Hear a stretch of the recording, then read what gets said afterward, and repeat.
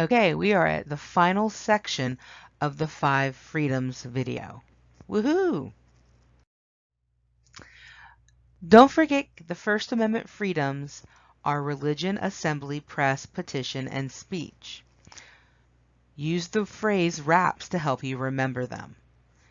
These freedoms are essential to our way of life. Most of us use these every day when we choose to pray or not to pray, when we gather with our friends, when we publish or when we speak our minds and express our opinions.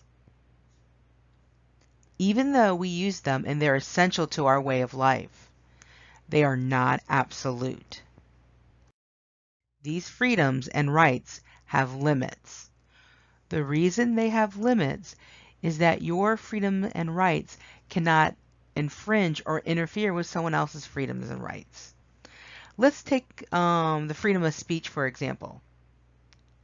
You cannot say anything you want because it may hurt someone or infringe on their right.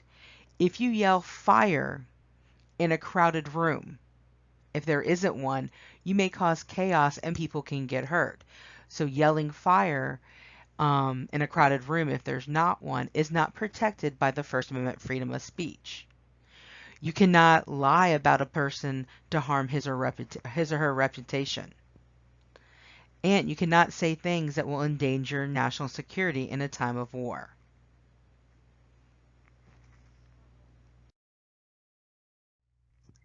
The First Amendment freedoms are essential to our way of life.